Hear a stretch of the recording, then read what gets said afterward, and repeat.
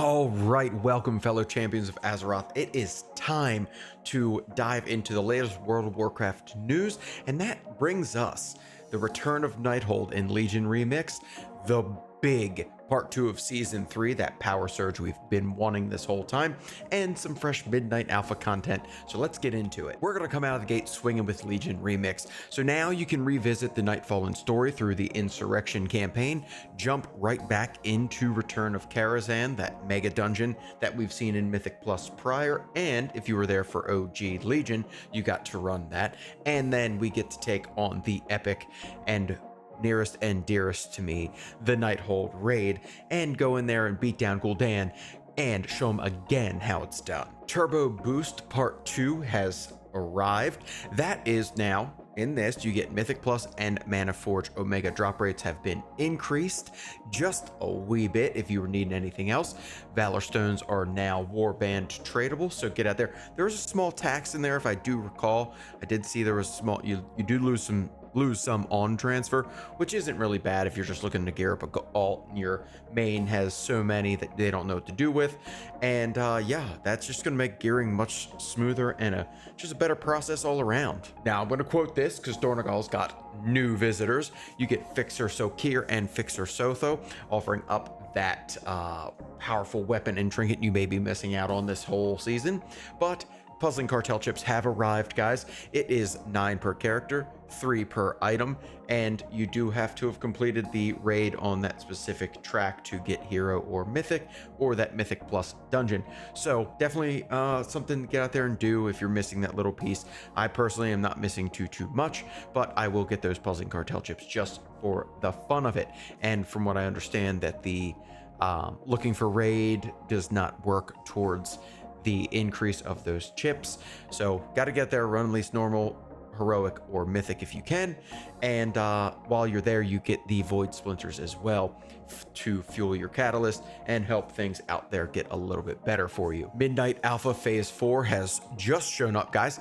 It is now a step deeper into the shadows of Midnight, and now if you are a tester, you can go from 88 to 90 and explore the Voidstorm zone.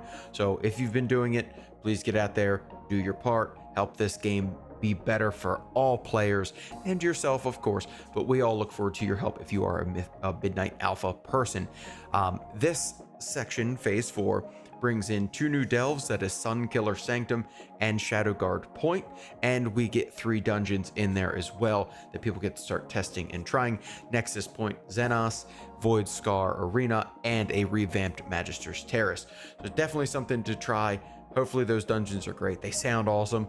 You know, you hear some feedback on how Midnight's going, and it's going good from what I've read. If I'm incorrect, please let me know in the comments below, because there is always a chance I could be.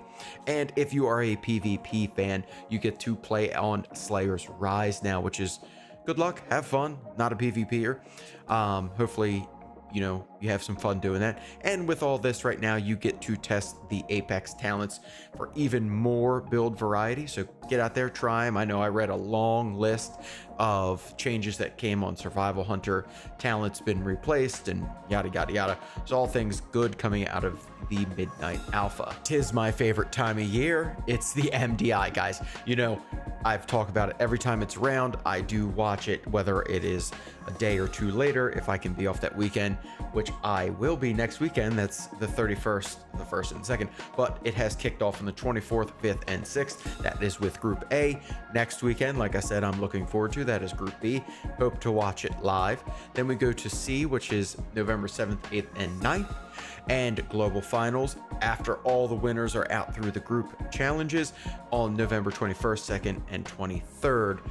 So make sure to get in there. Broadcasts start at 10 a.m. Pacific. You don't want to miss the best Mythic Plus runners out there.